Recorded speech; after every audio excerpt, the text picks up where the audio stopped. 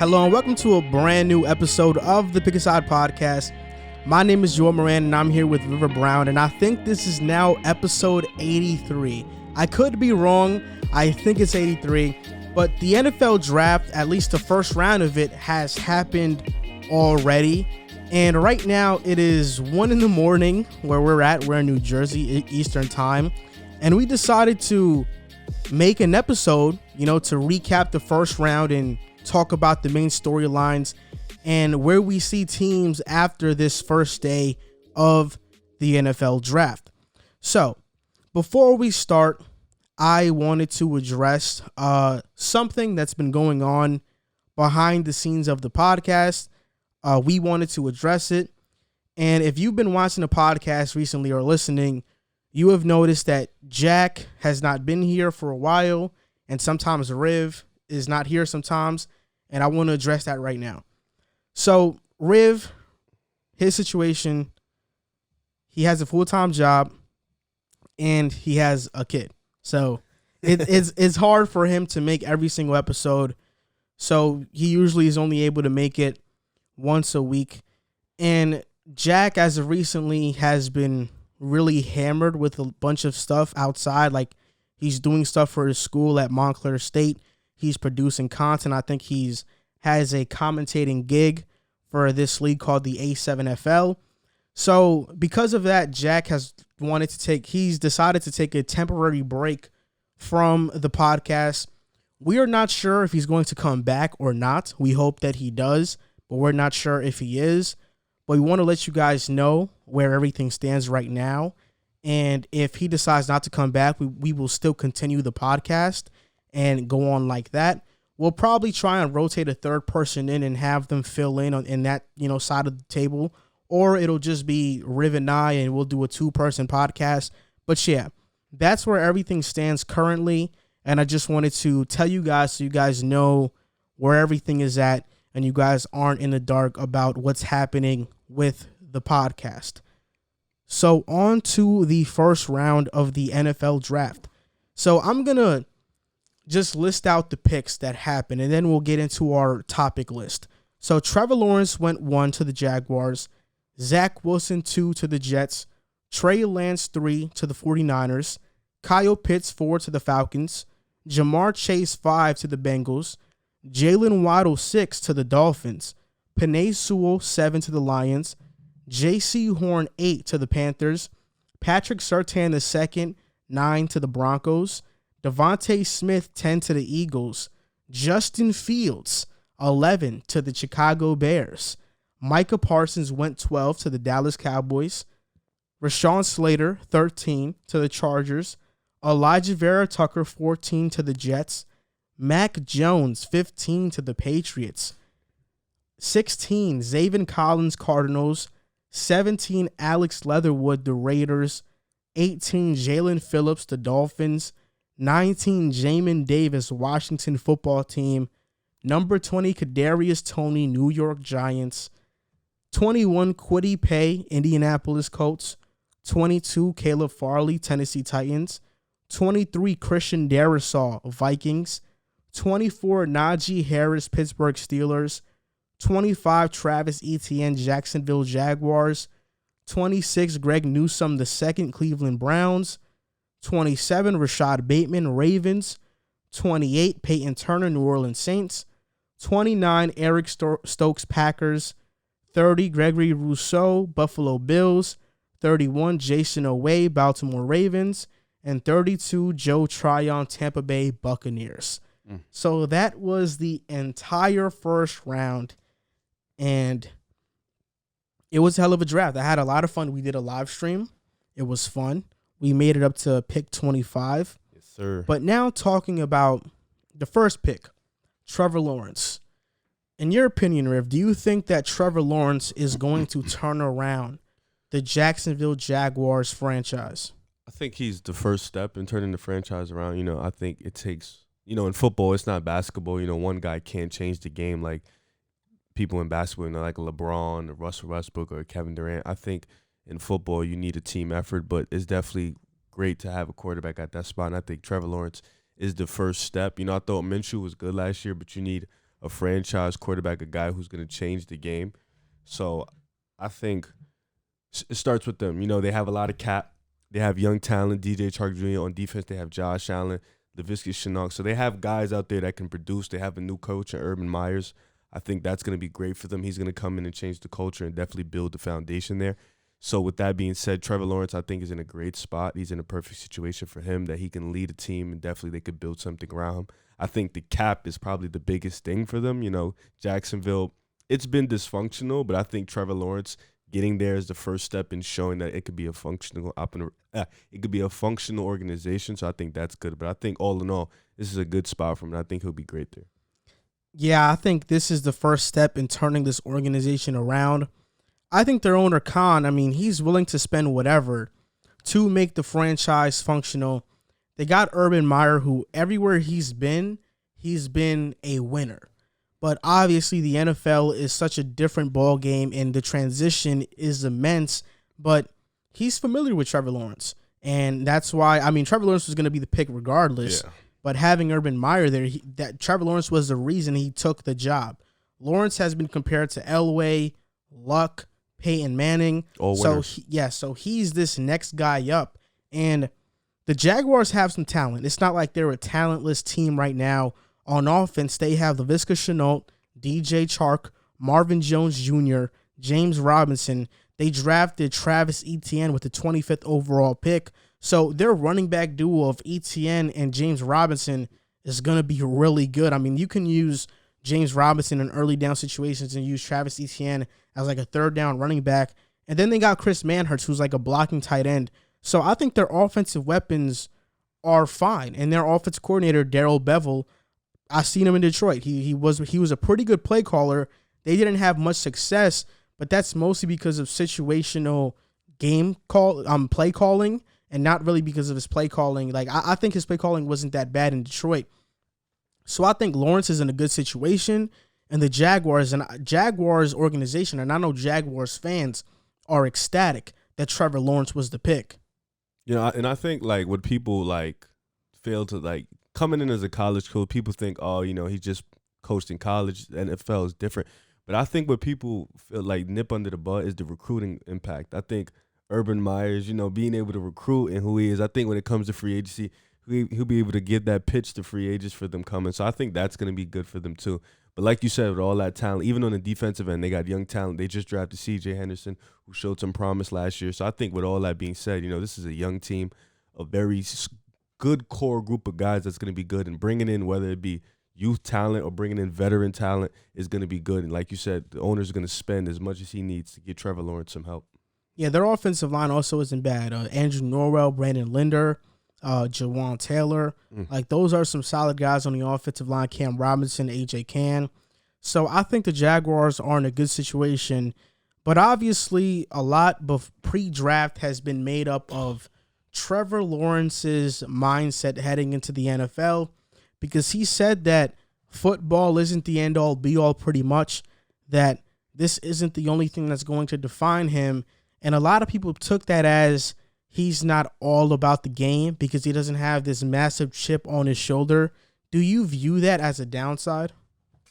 No, because I think, you know, what starting to be noticed in the league is it's not just about football. You know, with CTC being available, people starting to, you know, retire early, your career could be over. You look at Andrew Luck, he was pretty young when he retired, you know, so your career could be over in a game. So I think noticing that it's not all about football and investing in other things to help your life, you know, financial wealth is the big thing. And I think being that guy that can extend that with him being as highly as he is, having the, you know, endorsement deals, I think that's good that he's looking outside the box.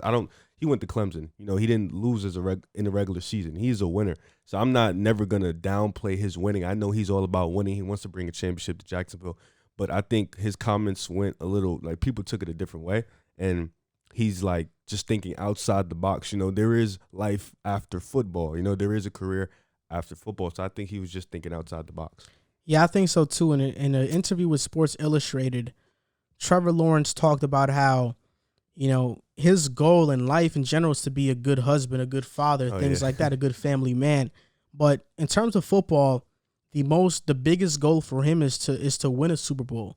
So his mind is in the right place, but he also understands, like, I'm not the only person that can make this successful. In the NFL, especially in the football, it's a team game. You need the right coaches, the right talent, the right protection, the right receivers. You need everything in order for you to really succeed at a high level. So that's why he's not trying to say that, football is the end all be all for him. Like, there's more outside of life. And I think a lot of people got to try to take on that mindset, because there's more to us as people outside of our professions. And I think he's very mature in saying that. But I think what's going for Trevor Lawrence and the Jaguars that nobody mentions is that the AFC South is not a tough division. The Titans are going to take a drop off because they lost Jonnu Smith and Corey Davis and Arthur Smith. Their defense is not that good. The Texans, they're dysfunctional. And the only team they have to catch up with is the Colts. And the Colts, while they have a great roster, we're not sure if Carson Wentz is going to be the Carson Wentz of old and really come back. So the Jaguars are in a division that doesn't really seem to be that difficult. Yeah, I agree. I think, with the Colts being as talented as they are, they still have a quarterback issue. They have to see if Wentz is back. Like you said, the Titans are going to have a drop off. They still have Ryan Tannehill, they still have Derrick Henry, AJ Brown, but that defense was horrible. I don't think they've done anything to really fix the defense so far. So that's good. And then the Texans are the Texans. We don't know the Deshaun situation at this moment. Their team, they made some improvements, but we don't know if he's going to play or not.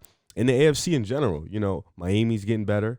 The Patriots just got back. They retooled, reloaded. So it's going to be a tough conference in general. AFC's getting better. But I think in their division alone, they just really have to worry about the Colts. And they have the most money in the division. So I think that's going to benefit them too also. So I think we could both agree that the Jaguars look really bright with Trevor Lawrence, and Trevor Lawrence is not in as bad as a situation as a lot of people think that he's in.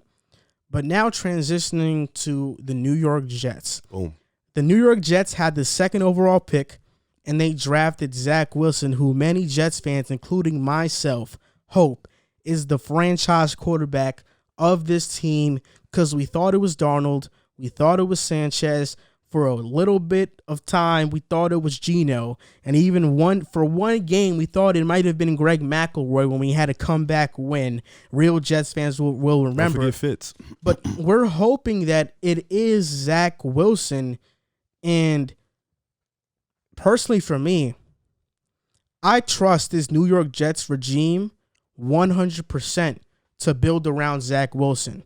I know I wasn't high on Joe Douglas before, but he has 100% earned my trust as a Jets fan. This is not Mike McCagnon. This is not John Isdick. This is Joe Douglas, a guy who's been a part of 2 Super Bowl rings with the Ravens, 1 with the Eagles, and was a crucial part of building those championship teams. These past 2 drafts, he has done an exceptional job. This one, we're not sure so far. It's just been the first round. But Zach Wilson, Elijah Vera Tucker, who I think can be a Pro Bowl guard, he's drafted 2 offensive linemen in the first round in the last 2 drafts. That's more than John Isdick and Mike McCagnon did in 10 years. So Joe Douglas understands what it means to build through the trenches.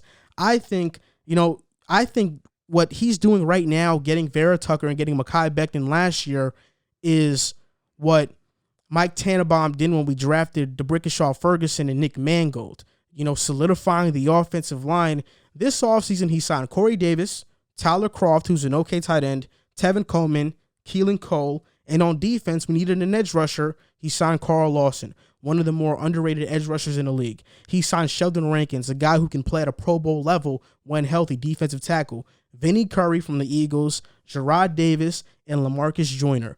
And in my opinion, we got a haul for Sam Darnold, a 2nd, 4th, and 6th rounder for a guy in Sam who has not proven to be anything in the NFL so far. I mean, best of luck to him in Carolina, and we know in the Jets he was in a bad situation, but when watching Sam Darnold play, some of the mistakes he made were on him. It was not on the play, it was not on the coaching, it was simply on him. And this first round really made me trust Joe Douglas. Drafting Zach Wilson and then trading up in the first round and saying, no, we need to surround Zach Wilson with a good offensive line, and getting Elijah Vera Tucker, who I am really high on. And now our offensive line is Mekhi Becton, Vera Tucker, Connor McGovern, Alex Lewis, and George Fant. And on day 2, there are prospects out there still like Tevin Jenkins, Azeez Ojulari, Creed Humphrey, and Landon Dickerson. I think we're in such a great position, and this is the first time that I trust the Jets regime, and I trust this Jets regime to do right by Zach Wilson. Yeah, and I agree. You look at the Jets over the past couple of years, trading Jamal Adams, getting Sam Darnold, virtually no help. And like we could both agree, I understand he didn't make the best throws, but he also didn't have any help. The team didn't put the best guys in front of him, but also he didn't perform. I think this draft we're seeing a little different. You guys got your guy at number 2, Zach Wilson. You guys got Elijah Vera Tucker, and I think that's good. That's showing a step in the direction, getting a new coach that's going to be paired up with Zach Wilson. I think that's going to be good for you. Realizing Corey Davis, he's a good receiver.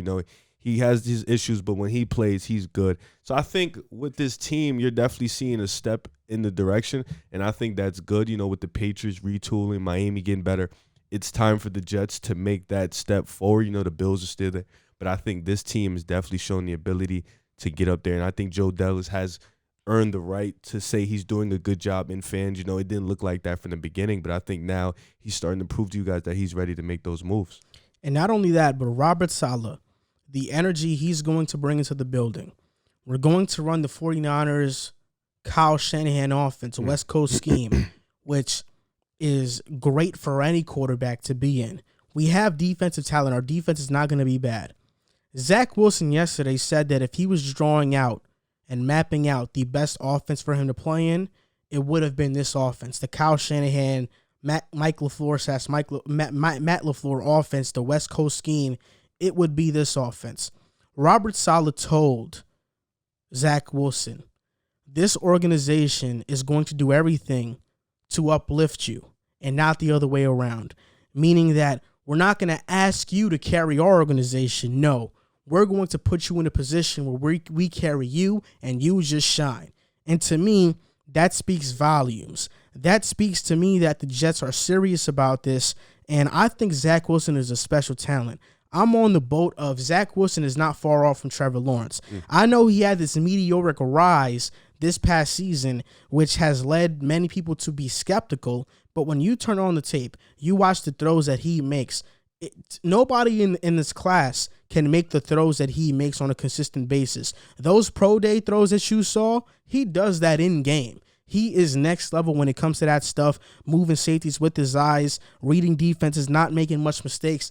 I'm really high on Zach Wilson, and I'm just excited as a Jets fan that we potentially have our franchise quarterback, and I trust in this regime and organization now to build around him. And like you said, Kyle Shanahan offense. You have, like, when you look at the Kyle Shanahan offense in the Niners, you see the Debo Samuels, the Brandon Ayuk. I think you guys have those type of receivers, and Jameson Crowder, Corey Davis. Like, you got those guys that can make those type of plays. And like you said, I don't think he's your potential franchise quarterback. I think he is your franchise quarterback. I think Sam Darnold, as good as I think he was still young coming out of college. He was, 19 years old. He had the tape really didn't show that, he came in and he wasn't the prospect Zach Wilson was. I think Zach Wilson, you've seen the type of throws he can make. You've seen the type of plays. He's just electrifying, and I think that's good for you guys. You get a guy in New York, somebody who can definitely put the team on his back and can make some plays and put some fans in the seat. So I think that's good for you guys to understand and say the things you said, because I don't think you guys were saying these things to Sam Darnold. I think now that you're fully committed and you're making the moves that back what you're saying, I think that's good, and that's a step in direction in a new functional organization. And Sam Darnold, his tape was filled with turnovers, and everybody hoped that wouldn't be the case in the pros, but that translated, and that's part of the reason why Sam Darnold hasn't been successful to this point. But just back to what I said, I believe in this organization. I believe in Zach Wilson, and I think every Jets fan should be excited right now about where they are headed as an organization. And now talking about Trey Lance, who was the 3rd overall pick. The 49ers basically surprised everybody, come draft day, because a lot of the experts and analysts and insiders thought the pick was going to be Mac Jones, and every 49ers fan hated it. Nobody really thought it was going to be Justin Fields, and it ended up being Trey Lance. And Adam Schefter reported that the 49ers did not tell their coaches or scouts their pick. They didn't know the team was selecting Trey Lance until the pick was announced. And just to reiterate that, Kyle Shanahan and John Lynch knew. They just didn't tell the assistant coaches or the scouts because they didn't want anything getting leaked out, which means that all of this talk, all of these rumors about Mac Jones to the 49ers, it's false. Wasn't false, I would say. It was like a smokescreen, but even today when we were watching Kyle Shanahan talk, he said it came down to two guys. It came down to Mac Jones and Trey Lance. And today on the Pat McAfee show, yesterday on the Pat McAfee show, Pat McAfee said that it won't be Mac Jones. He says his insiders have told him it's going to be Trey Lance. And it did end up being Trey Lance. And I will say this. From the very start of this whole circus of when they traded up to the pick, I thought it was either going to be Mac Jones or Trey Lance. I think Mac Jones is better right now. I think he's more NFL ready right now. But Trey Lance ran a similar offense at North Dakota State. Trey Lance has more potential than Mac Jones, even though I think Mac Jones is better right now. And Kyle Shanahan, when they first made the trade, said that Jimmy Garoppolo is our starter next year, which made me believe that, okay, this means they're going to go with a quarterback that's a project that's going to sit for a year and then come in 2022 and really start. So that's why I think they went with Trey Lance. But overall, I'm not too high on this pick because to me, Lance, I know his potential is off the charts, but it doesn't really move the needle for me. And I would be higher on the pick if Jimmy G was healthy. He's a guy who gets injured a lot. With Mac Jones, you get a guy who, if Jimmy G goes down, he's ready to step in. I don't think Lance at any point of the season is going to be ready to truly step in, because I know Niners are in win now mode. Their defense was hurt last year, but still was one of the best in the league. Their offense is back this year. I know they're definitely in win now mode now. And Jimmy G, he was on that team when they went to the Super Bowl. I thought Mac Jones could come in and still maybe not Super Bowl, but definitely get them a playoff team still. I don't think Lance can do either or right now. I think he's too raw. He hasn't played in over a year. The inexperience is there. But from a potential standpoint, I get it. He could fit that system. He's raw, but his potential is to the roof. He has, in my opinion, top 2, top 3 potential out of all the quarterbacks. But at the same time, the way they were speaking about it, you would think, the way the trades was going, how they was talking about moving Jimmy G, you would think Mac Jones would be the guy because they were in win now mode. I never thought Trey Lance was going to ever be in win now mode for them. But at the same time, like we've been talking about it the whole time, the Niners had the best situation for any of these quarterbacks. No matter what quarterback it was, this was the best situation for anybody. So this is going to be a good spot for Lance. If he fails here, I don't think he'll succeed anywhere else.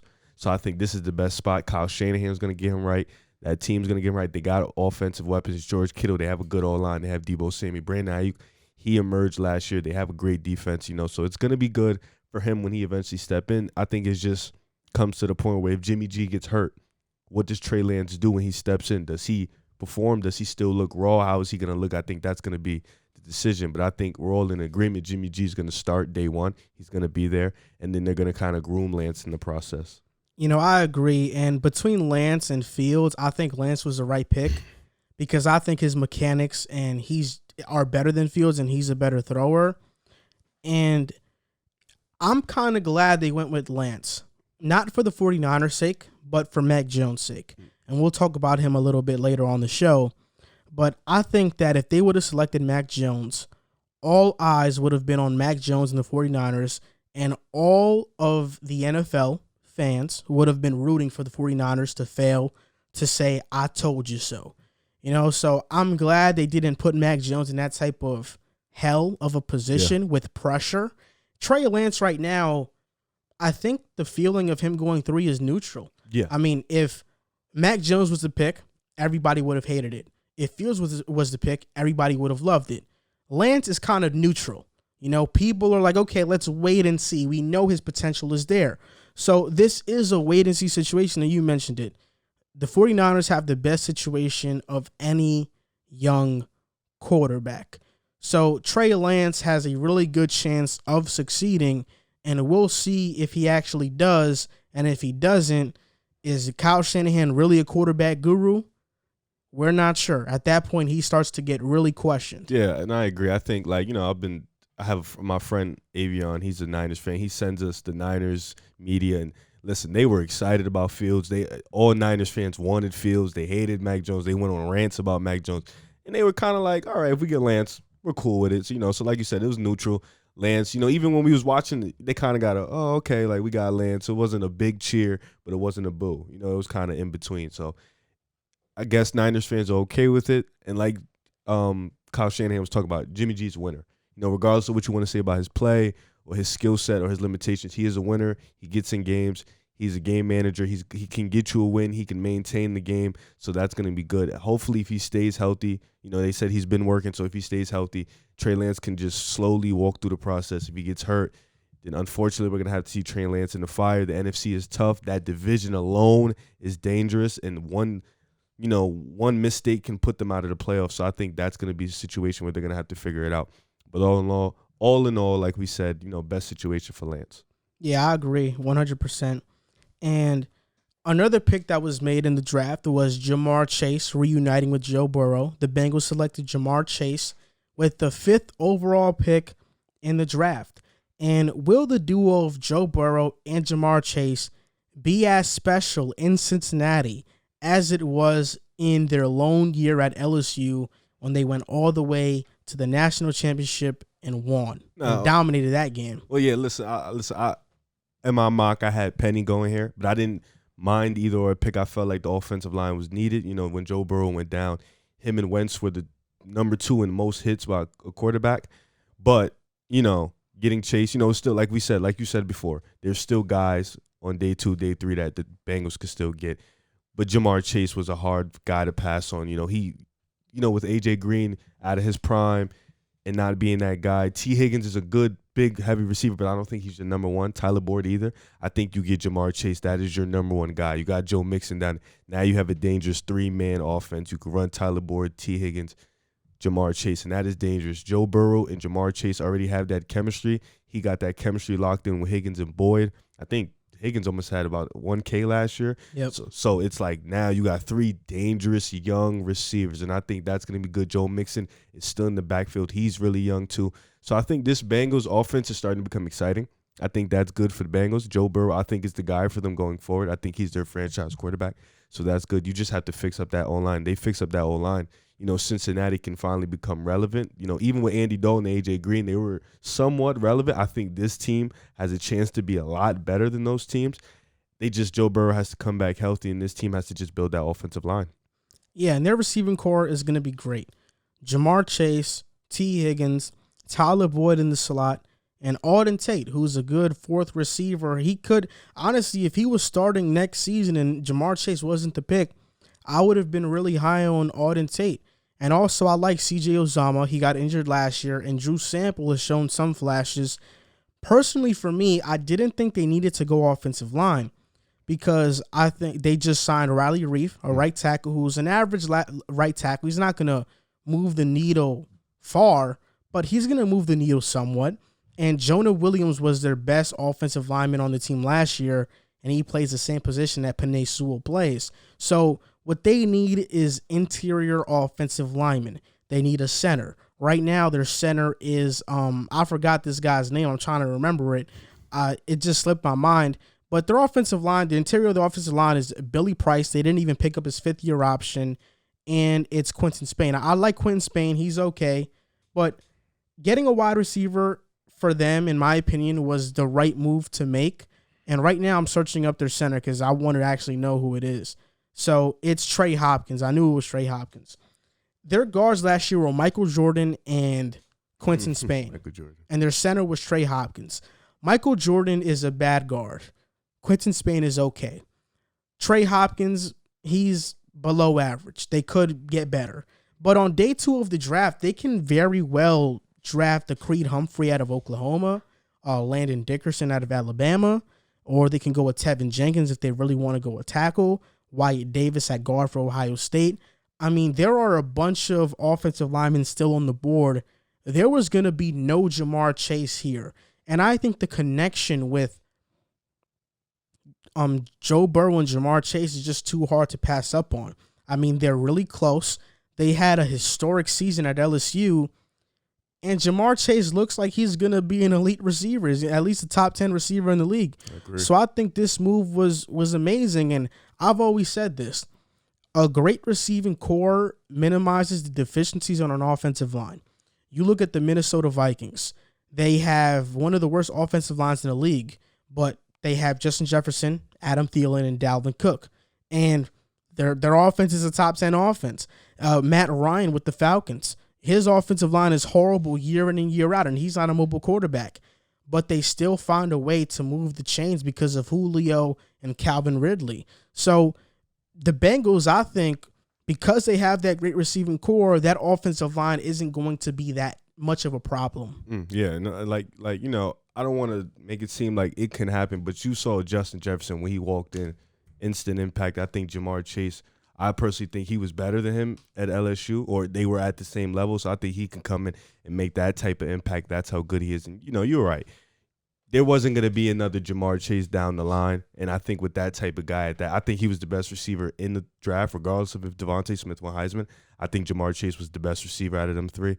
It wasn't going to be another guy. You name the guys, you can get a tackle, you can get a center that they really need. Penny Sewell, they call him a generation star. I get that, but like you just named, there's guys out there day 2, day 3. There isn't another Jamar Chase. So you know they went and got their guy, the Joe Burrow Chase connection, and that's good. And like you said, this could be a dangerous offense. You know, and we keep talking about it. The AFC is getting better. It's getting better. So that division isn't no joke. Baltimore, Steelers, the Browns, and the Bengals. And the Browns have a good secondary. So do the Steelers. So do Baltimore. You're going to need guys that can make big plays, and Jamar Chase is that guy. Yeah, exactly. And last year, Joe Burrow had a great season for a rookie, and his receiving core wasn't elite, and his offensive line was piss poor. Oh, yeah. You know, this upcoming season, you're getting a guy in Jamar Chase who looks like an elite receiver. Their receiving core is going to be elite, and their offensive line is going to be improved. And Joe Mixon, hopefully he stays healthy the entire year, so he'll be fine moving forward. And I think Jamar Chase was the right pick for the Bengals at 5. And now on to one of the surprise moves of the draft. The Chicago Bears traded up for Justin Fields. Ooh. They traded up with the New York Giants, I believe, and they snagged Justin Fields, who they hope is their franchise quarterback. The Bears have not had luck getting a franchise quarterback in recent history.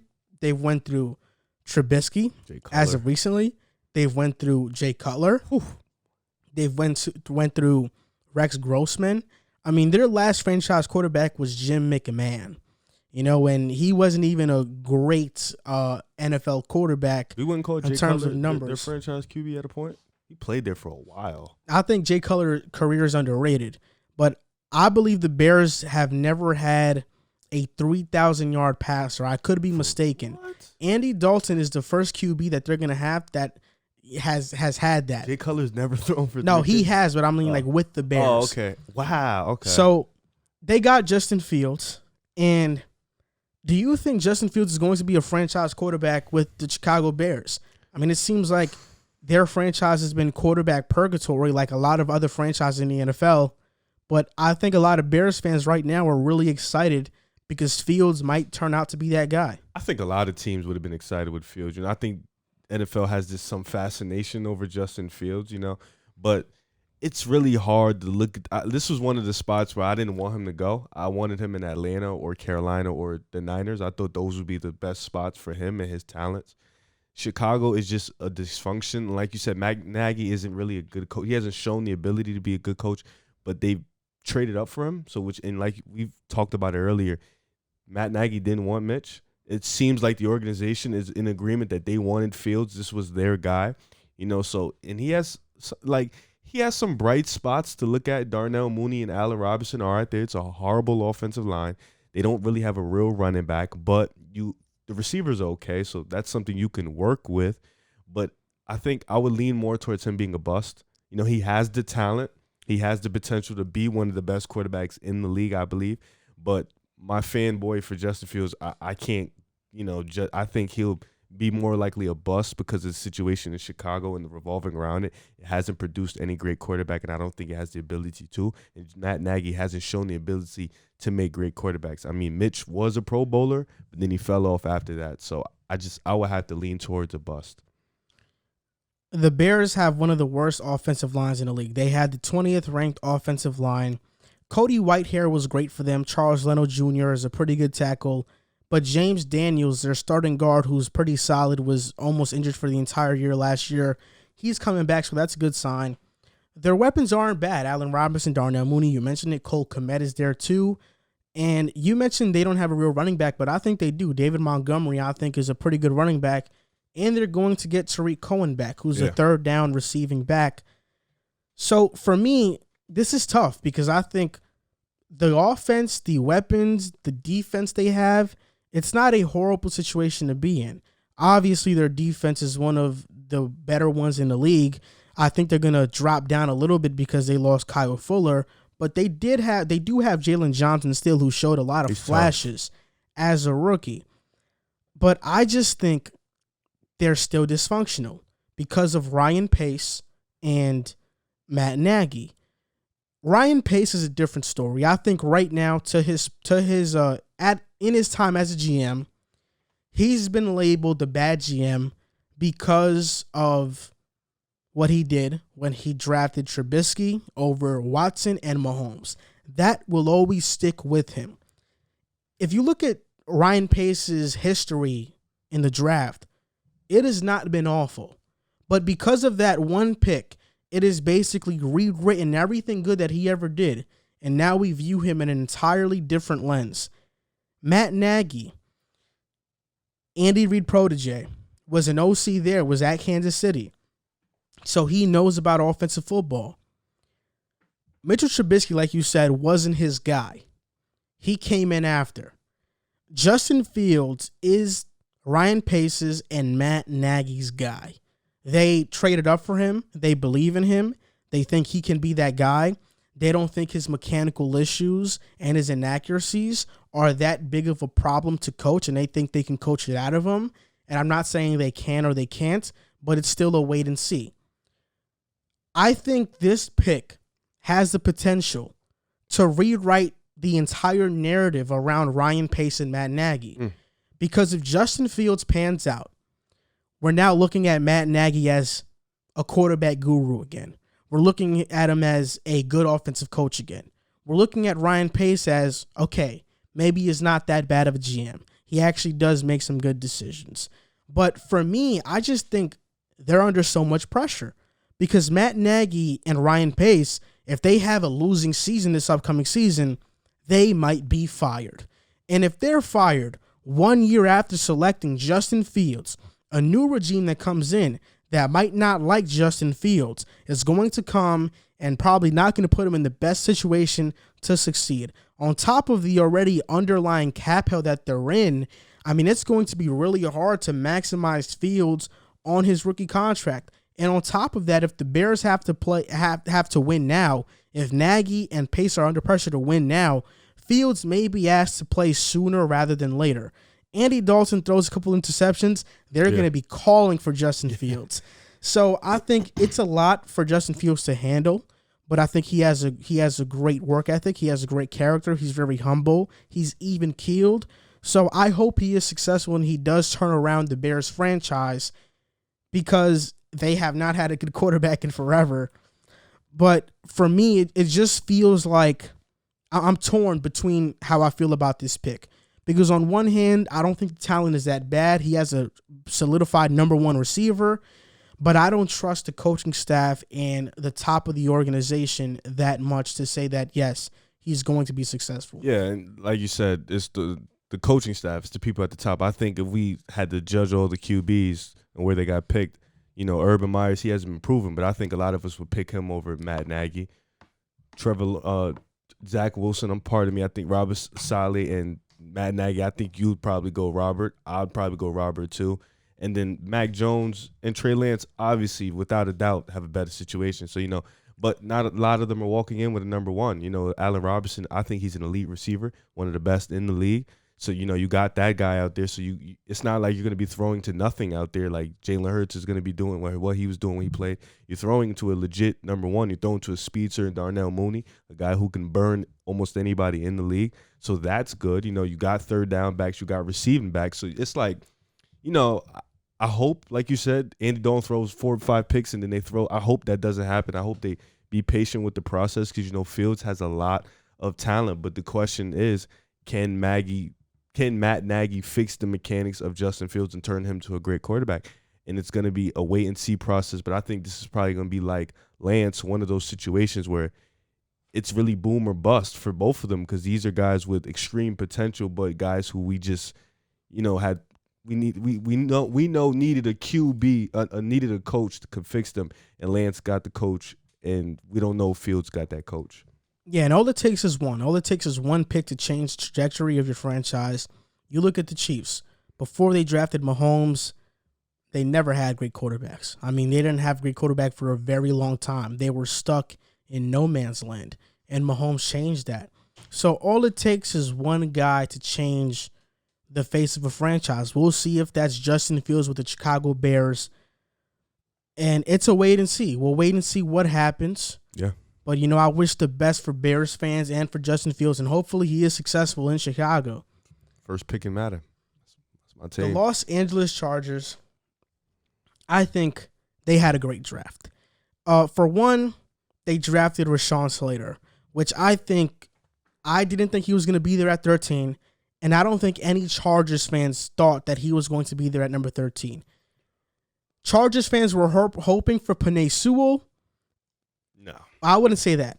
Chargers fans were praying for Penei Sewell, and they were hoping for Rashawn Slater. Rashawn Slater falls to the Chargers, and I think this was a hell of a pick. I mean, you watch his tape. Some scouts and analysts and experts have Slater higher than Penei Sewell. I mean, Slater on tape versus Ohio State held his own against Chase Young. He has really good agile feet. He has a lot of strength, and this was a major need for the Chargers. I know that some Chargers fans wanted a corner, maybe a defensive player or a receiver, but I think this pick was offensive line all the way. The Chargers had one of the worst offensive lines in the league last year, and Justin Herbert still had a historic season for a rookie quarterback, the best season we've ever seen from a rookie quarterback with the worst offensive line in the league, and that makes it that much more impressive. In this free agency, they prioritized offensive line by signing Corey Linsley, probably the best or top 5 center in football. I would say top 3 center in football. They signed Matt Filer, who is a good guard who can also play tackle. Brian Bulaga is there, so he's a really good right tackle. And now they drafted Rashawn Slater. So their offensive line is Rashawn Slater, Matt Filer, Corey Linsley. Their guard is iffy with Ode Abushi, and Brian Bulaga. But 4 of those 5 guys are really good offensive linemen and can really take the Chargers from being one of the worst last year to being at least middle of the pack of this season. And with Herbert, we all think he's going to improve this year. He can take a major leap. And it's funny because we were talking about it in the draft. Obviously, Penny was not going to fall to the Chargers, but we thought Slater was going to Carolina. So, that's just wild how that he fell down that far. But I do agree with you. I think that offensive line is going to be great this year. And, I think without Patrick Mahomes in that division, we could be talking about Herbert being the best quarterback in that division possibly. Him and Derek Carr at that top. I think he's that good, and I think with all those weapons, everybody on defense is coming back. They got a new coach who they dealt with some time management last year and a lot of clock mismanagement late in games. But I think with this offense, Justin Herbert, you still got a number 1 out there. Mike Williams is going to take that next leap. I think this offense could be really good. All they really needed was an offensive line. And like you said, Corey Lindsey is a top 3 center in football. You give Rashawn Slater, whose tape was impressive, holding your own against Chase Young. That's all I need to know. Chase Young was one of the best guys in football that year. So Justin Herbert, they're realizing that he's their guy. They're protecting their guy. Rashawn Slater, he said it. I'm here to protect you, big boy. You're my guy. I'm going to protect you. I think that right there is the perfect situation. I'm glad for the Chargers. I'm glad for Herbert. And we should expect a big improvement for the Chargers. I know a lot of people expecting them to make a big leap. And with an offensive line like this, we should be thinking playoffs for these guys. They have the talent on the roster. They just have to stay healthy. Now you have that offensive line. And even then, Herbert broke records with no offensive line. So imagine what he's going to do with a new retooled offensive line. So I just can't wait and see. Yeah, and I think on defense, they did lose Melvin Ingram, my fault. They cut Hayward, and too. Casey Hayward, they did lose him. So they have some losses on defense, and Rashawn Jenkins signed with the Jacksonville Jaguars. But Brandon Staley's scheme, I think, is a good scheme, so I don't think they'll be too bad on defense. I think the division, for me, I still can't pick the Chargers over the Chiefs. No. I think the Chargers are near the Broncos because the Broncos just got Teddy Bridgewater, and he's a good bridge quarterback, no pun intended. He's going to be a good starter for them. But because the Chargers have Herbert, they will be in every game. And now that they're going to have an improved offensive line, under the assumption that Rashawn Slater is going to be a good left tackle, this is really a testament to Joe Lombardi and to see how good of an offensive coordinator that he really is, because in Detroit, he flopped. And in New Orleans, he was an assistant. So we're not sure if he actually is a good play caller. So this is the perfect time to prove himself. But also the Chargers are still going to have Keenan Allen, Mike Williams. They lost Hunter Henry, but they signed Jared Cook, who I think can fill in the void. Austin Eckler, hopefully he stays healthy next year. So they're going to be fine. I think the Chargers organization, Tom Telesco, I think he knew this was the right direction going with Rashawn Slater. And I think Chargers fans, you all knew that Rashawn Slater was the right pick, or at least a tackle, whether it be Slater, Elijah Vera Tucker, or Christian Darrisaw. You needed one of those guys to really say, okay, now let's rock and roll. Now we're going to have an improved offensive line. Now we know that Herbert has the help he needs to get this organization further. Yeah, and like you said, Derwin James is back. He's coming back. He's a special talent. Joey Bosa is still there. You lose Melvin Ingram, but you have Joey Bosa. That defense, Chris Harris Jr., he's still got a little bit left in the tank, so he's still good. And I think on offense, like you said, Keenan Allen was the number one. But when you think about it, last year they was in a lot of games. They was in a lot of games. They just folded late. I think year two, you get a year two of Herbert. Everybody's back there. The continuity is more input. And now it's like you got a team that can definitely compete for a playoff spot. And even if you don't, you still make those adjustments and get better as a team. So I think that's going to be good for them. And now we just have to wait and see. But I think Herbert making that year two leap with an offensive line is going to be big for them. And shout out to Joe Lombardi. Shout out to Brandon Staley. I think they're going to be good for that program. And it's going to be a special thing to see, because I can't put them over the Chiefs either. Yeah, but it's hard. Yeah, they're the Chiefs. They'll forever be the Chiefs. But with a team like Denver, I feel like Justin Herbert can put them over the top.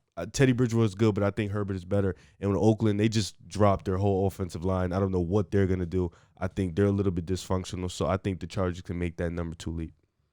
So this was the steal of the draft for me. Oh, we're doing that now? No, we're not doing it. But this was one of the steals. I didn't put it in my steals of the draft. This one of them. Mac Jones gets drafted by the New England Patriots. And before the draft, I said this. If Mac Jones is not the 3rd overall pick, he's going to slip. And I don't know where he's going to go, but he's going to slip.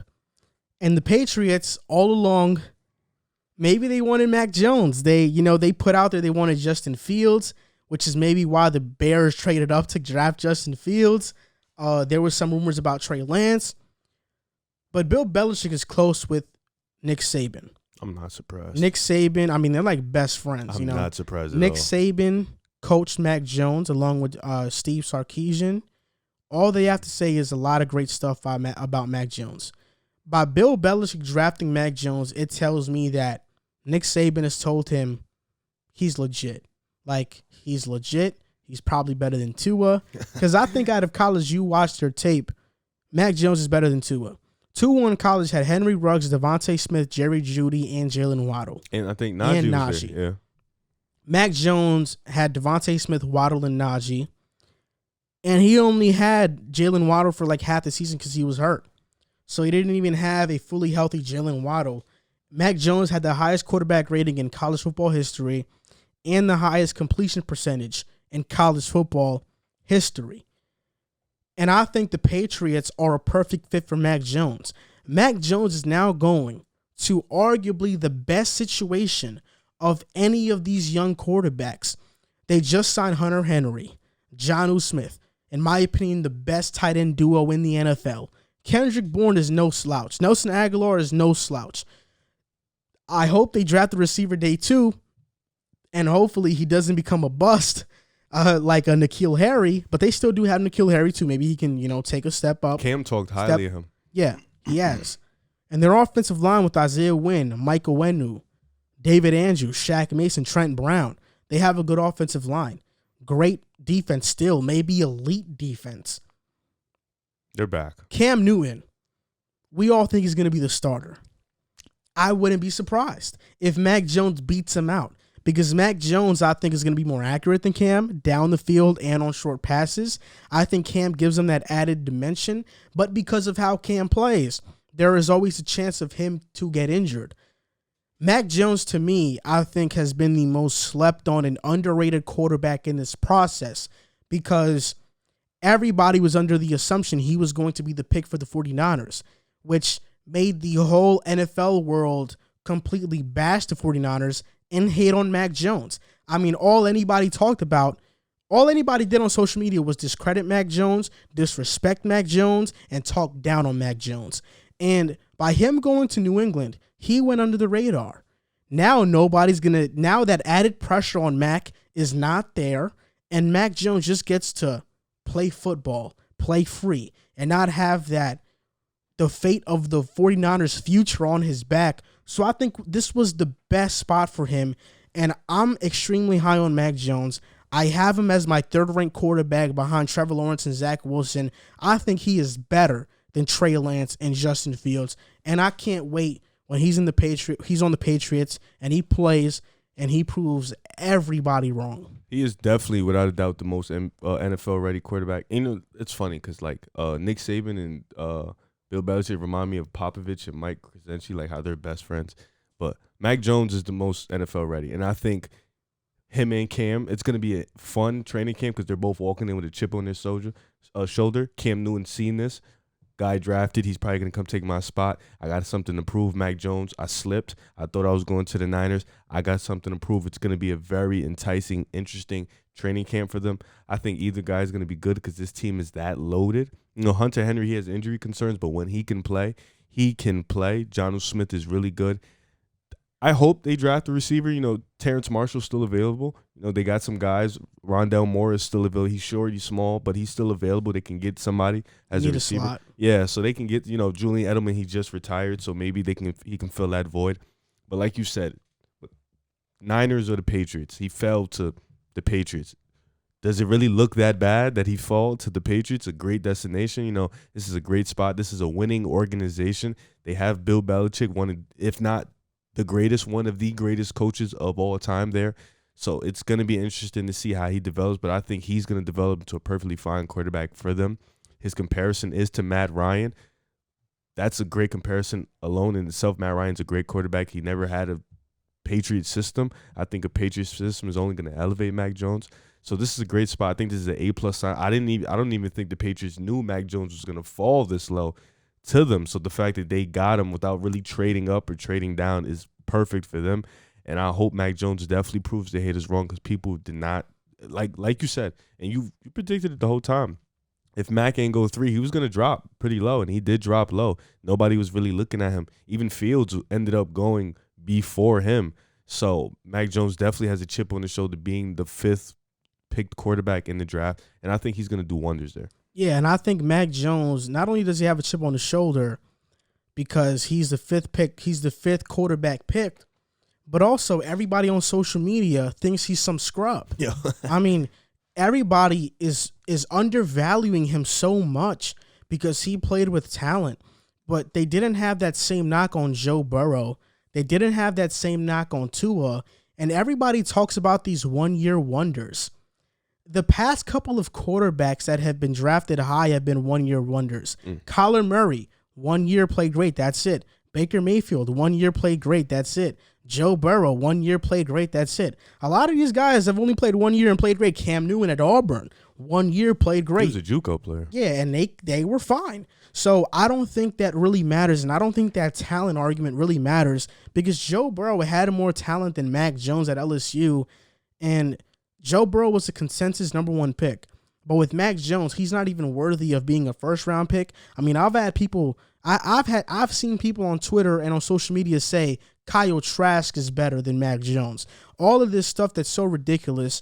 And since when has potential only meant running? The only reason why Justin Fields and Trey Lance have more potential than Mac Jones is because they can run. That's really it. But at the end of the day, the quarterback position is about being a quarterback, reading defenses, and giving the ball to your playmakers. And that's what Mac Jones does the best out of anybody in this draft class. So because of that, I think he's going to have a hell of a career in New England. And he's going to be successful. And I can't wait until we're looking back on this pick years later and saying, wow, why did everybody overthink this? And it's funny because he's going to play Zach Wilson every year, twice. And you know what's the thing, too, about this? Is that I'm a Jets fan, so I hope that he doesn't beat the Jets too bad. I hope the Jets beat the Pats. And he plays Tua twice, too. Yes, but I'll say this, too, about Mac Jones. If I were to tell you a quarterback had the best quarterback rating in college football history, the best completion percentage in college football history, and won a national championship in his first year as a starter, you would say, give me that guy. Yeah, 100%. And in a couple years, when we go back on that and we say, wow, how did everybody think this guy who had the best quarterback rating, completion percentage, and won a national championship in his first year, why did we think he was some scrub?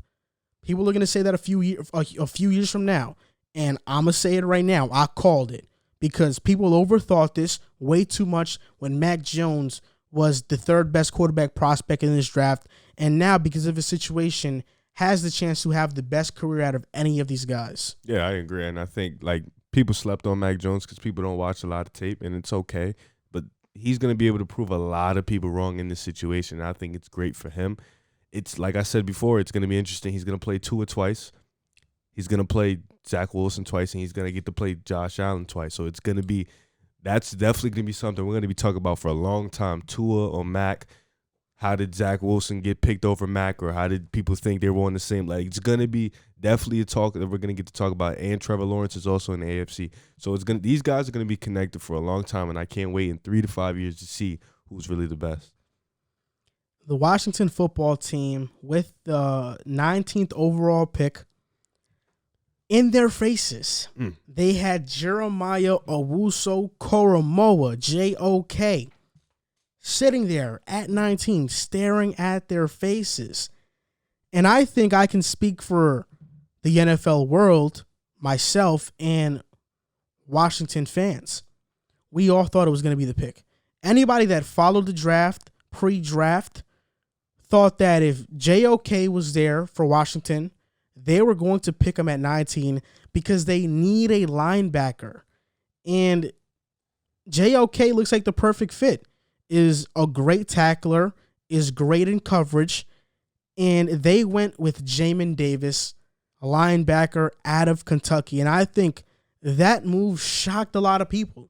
You know, I'm high on Jamin Davis, but to take him over Owusu-Koramoah, I thought that was a bit crazy. Yeah, and it's interesting because you look at JOK, he looks like the prototypical linebacker. You know, he looks definitely like the guy we thought Washington was going to take.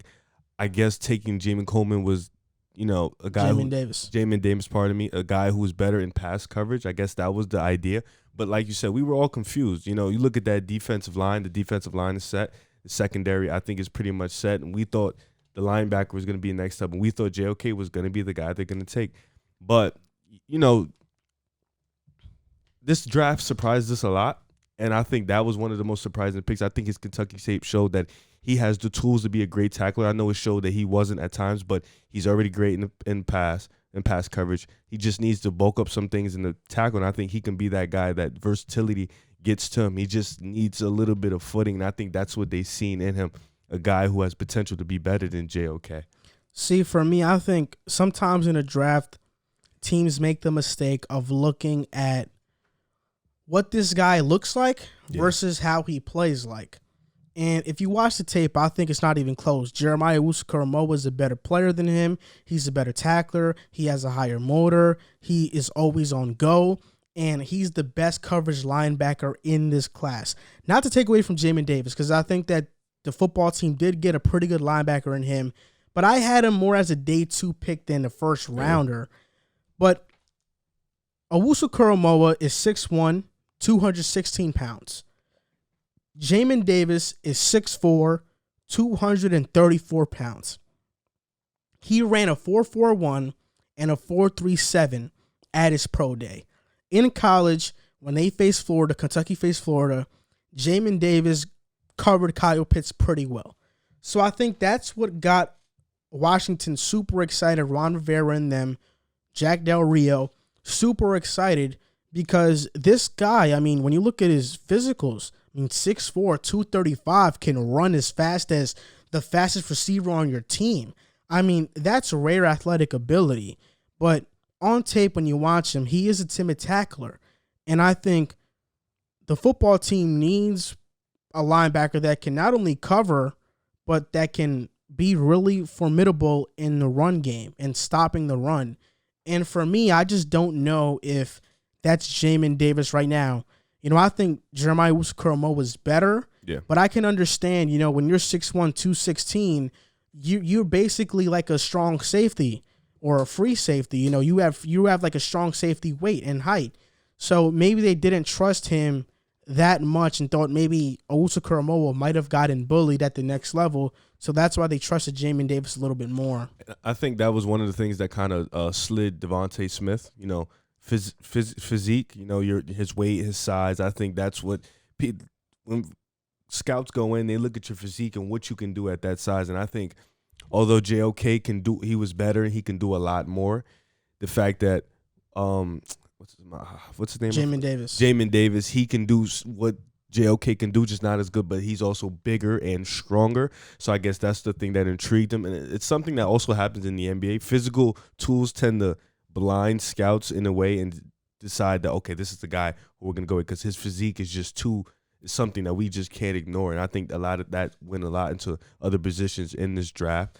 But like you said, this is a guy who's still good. He can still do a lot of things. He is a timid tackler, but with his size, has a chance to be an elite tackler. He's good in pass coverage.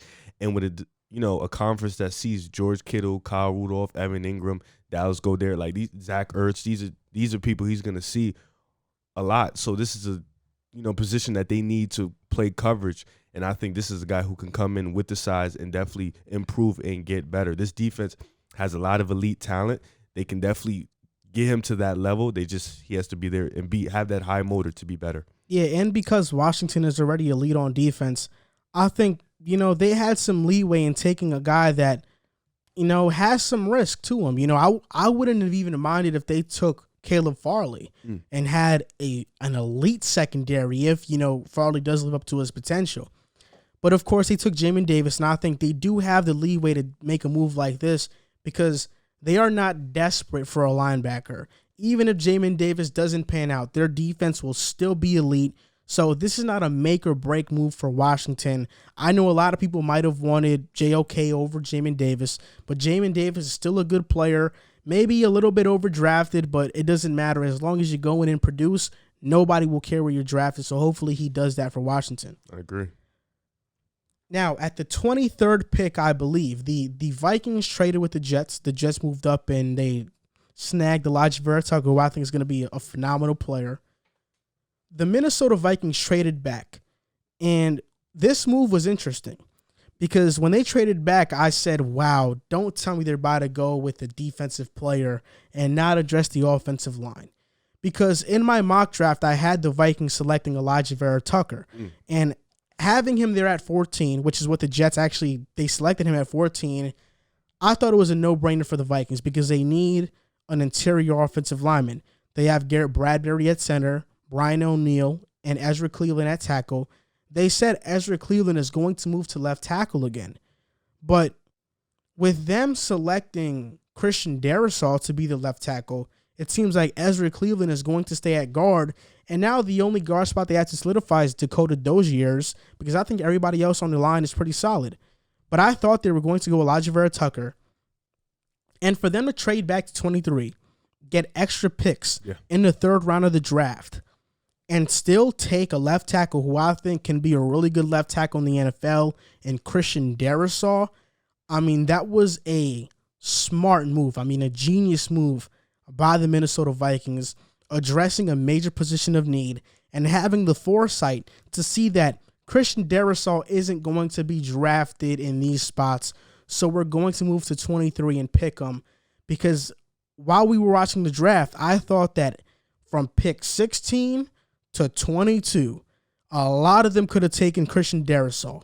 So for them to cross their fingers and hope he didn't get picked and pick him at 23, I thought that was a really good move by the Vikings. Yeah, they took a gamble. And, you know, the football gods blessed them. And I think when you look at that team, you know, the Minnesota Vikings, I feel like Kirk Cousins is still good. I think he could still provide what you need him to provide. I think he had an underrated year last year. The team didn't play well, but I think him individually, statistically, had a really good year. You know, Justin Jefferson, he broke out and became that number one elite receiver that they need. Adam Thielen is still good. He can still produce.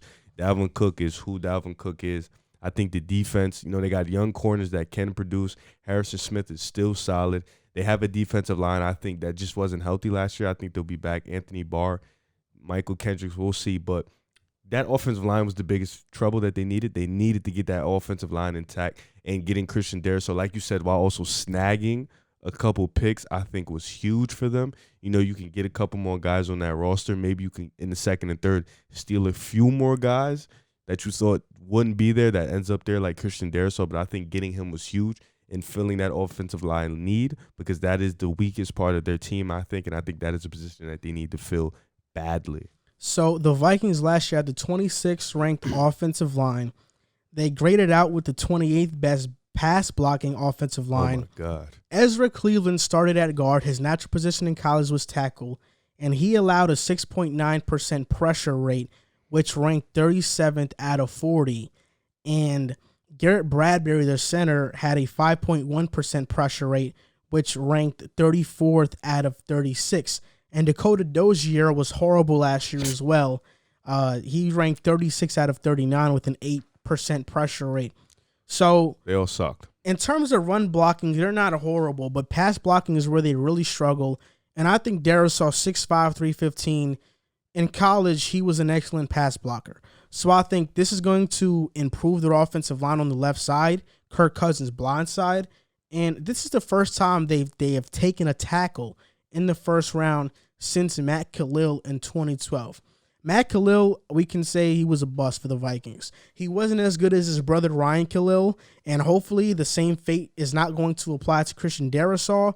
But hopefully this is the move that can at least make the Vikings offensive line a bit average, because Kirk Cousins with the Vikings has been having career seasons. Yeah. You know, he's been playing the best football of his entire career, even after switching offensive coordinators. You know, Kevin Stefanski, then going to Gary Kubiak. He still showed out. So Kirk Cousins is not this bad or average quarterback that a lot of fans view him as. I think he's a really good quarterback, but he needs better protection, because I think that Vikings defense is going to be legit next season. Patrick Peterson, I think he's been a little bit undervalued because he didn't play so well in Arizona, but Arizona asked Patrick Peterson to be on an island every single play, and he was facing elite receivers every single week. So, of course, that's going to bring your numbers down, but he's still a capable corner. Cameron Dantzler is really good. They brought back Mackenzie Alexander.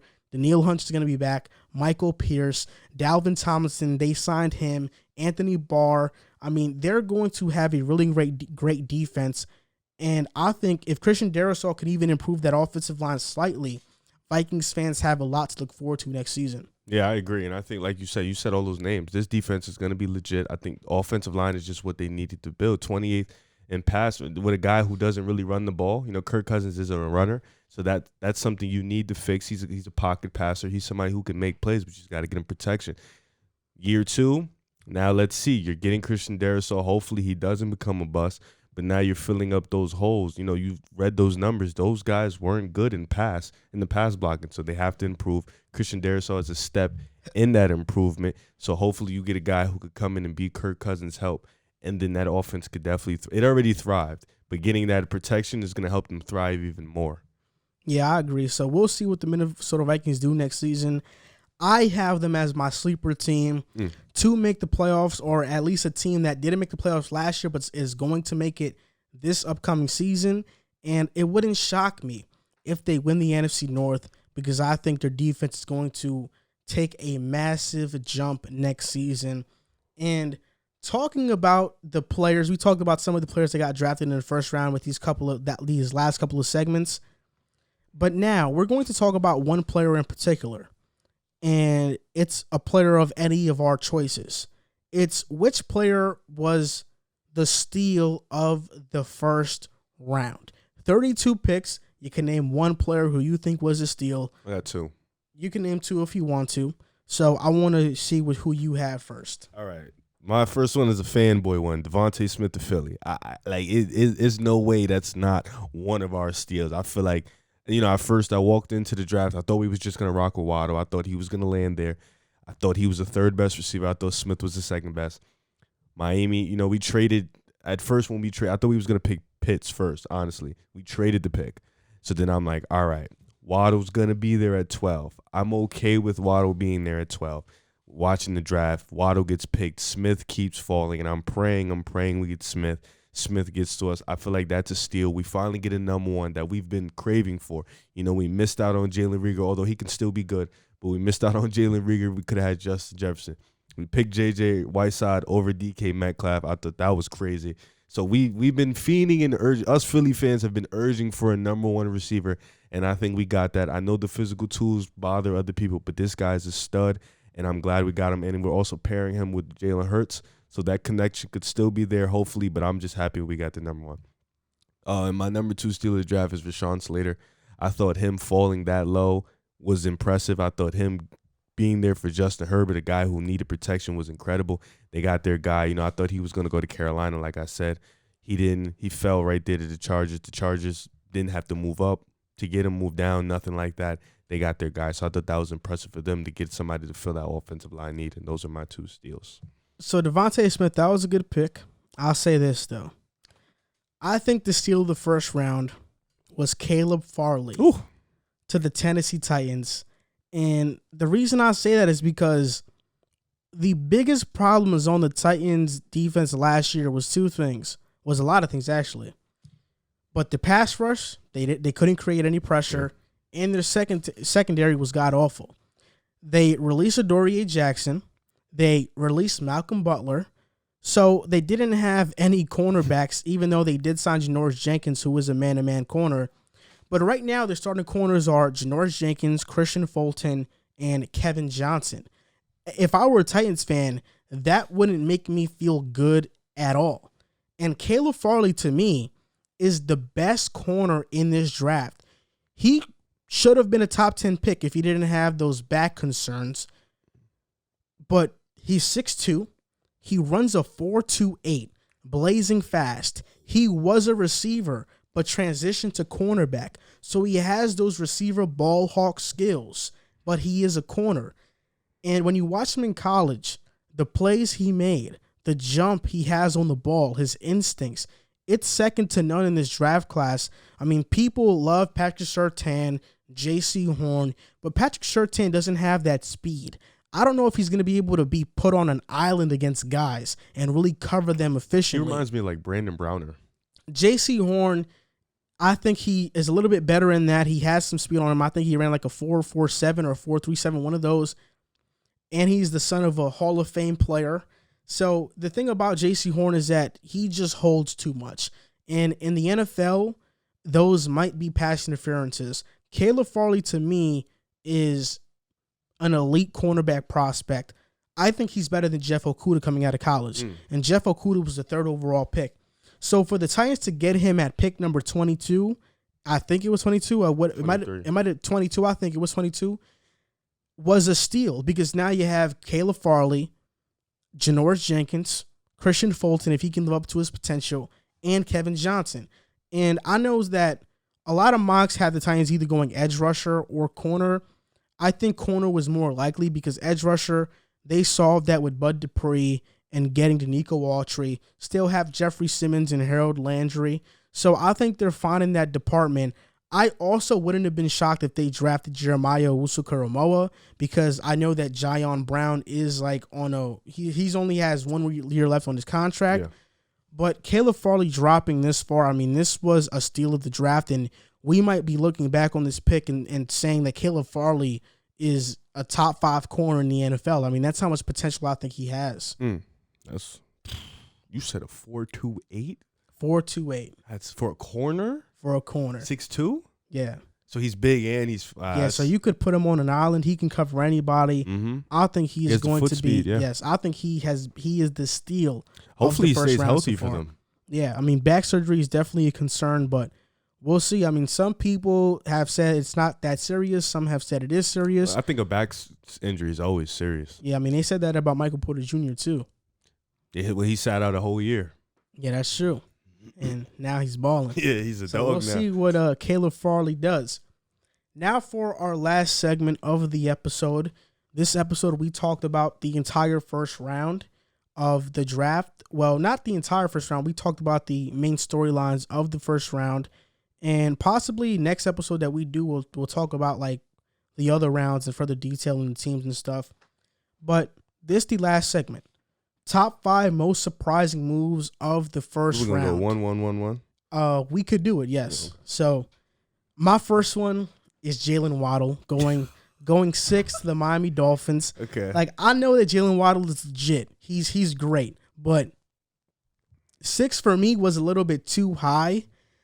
The Dolphins did get a really good receiver in Jalen Waddle, a good slot receiver. But I think 6 was a little bit too high for Waddle. I also had number 1. That was obvious. Miami taking Waddle. Like I said before when I was talking about the Eagles, I just thought Devontae Smith, he's sitting right there. I thought if they were going to go receiver, they were going to pick Devontae Smith. I didn't see Jalen. They never talked about Waddle. Waddle was never linked to Miami. I didn't expect Waddle to go to Miami. I thought he was the 3rd best. I thought he was, I didn't think he would be a top 10 pick. I thought Penny would probably go to Miami, but Devontae Smith, he did too much on the field better than Waddle to me. And then Jamar Chase was gone, so I didn't expect another receiver to go that high at 6. But that would be my surprising for 1. So second for me is Alex Leatherwood, Las Vegas Raiders. I mean, for them to pick him 17th was ridiculous. I mean, I thought Leatherwood was going to be there in the second round. This past season at Alabama, he did not play that well. He had a really down season. But this is what John Gruden does. I mean, he loves players from Clemson and Ohio State. He drafted Trayvon Mullen. And I'm about to get the depth chart out right now just so I could fact check myself. But he has been drafting players from winning programs in college so much. Clelin Ferrell, we can say he was overdrafted. They also drafted Damon Arnett. I think he was overdrafted as well, but he went to a winning program, so it was fine for John Gruden. And now add Alex Leatherwood to the list. I mean, I don't think he's better than Tevin Jenkins or Sam Cosmi. Tevin fell too, right? Yeah, and for Leatherwood to go 17, oh, man, this was a crazy pick to me. This reminds me of Andrew Thomas to the Giants. I mean, I think Andrew Thomas was deserving of it, though. I thought he hasn't panned out so far, but he was deserving of it. I thought they could have picked somebody higher, But number 2 for me is Steelers take Harris. I thought I didn't think a running back would go in the first round, and I thought the Steelers had an offensive line that they needed to fix badly. I don't remember who was there at the moment, but I just feel like no, I do remember Tavon Jenkins was there. They could have picked somebody there. The Steelers had a bottom 10 offensive line in the NFL. One of the worst in the league, and I think Najee Harris, you put him in a situation now where, don't get me wrong, he had a great year in Alabama. He can make people miss. He can run people over. He's pretty quick, but he's running behind a pretty horrible offensive line, and you still have Big Ben back there who's about 40 years old. He's not a runner. He's old. He's injury prone. So I feel like offensive line was something they needed to fix first. They could have waited for a running back. There was going to be running backs in the second round. They could have waited for. But that was my surprising pick. And my third was Jamin Davis, 19, Washington football team. I like Jamin Davis as a prospect, but I thought he was a day 2 prospect or at most like the 32nd pick in the draft or like between the 28th to 32nd pick. For the football team to draft him over Jeremiah Wusu-Koramoah, that really surprised me. I get the physical stuff is there with Jamin Davis, but 19 for me was a little bit too high. My number 3 is Tony to New York. I didn't even have him as a top 5 receiver. In my opinion, I had Bateman in front of him, Marshall Jr. in front of him. Obviously, we know the 3 in front of those guys. I thought if they were going to go receiver, one of those 2 guys, I thought they were going to go offensive line or edge, to be honest. I didn't expect them to go receiver, and if they did go receiver, I was going to see Marshall or Bateman. I didn't really see Tony. He's kind of like, I just thought Bateman was going to be higher. He was going to be picked at that spot, but that was probably a surprising pick for me. So 4th for me is the same guy, Kadarius Toney. I did not think he was going to get picked at 20. You know, I'm not going to say that I have those guys higher like Terrace Marshall or Elijah Moore or Bateman, because Kadarius Toney reminds me a lot of Deebo Samuel. He can do a lot of things, but for me, the Giants already solidified. Kenny Golladay, Darius Slayton, Sterling Shepard. They signed John Ross. Their receivers are good. So I thought they could have went offensive line here and gotten Daniel Jones some protection because their best offensive lineman right now is Andrew Thomas. Kevin Zeitler, they released him. This offensive line is not going to be that good, so I don't know if they would have gone Tevin Jenkins because they do have Nate Soldier and True. Andrew Thomas, but at least like edge rusher maybe.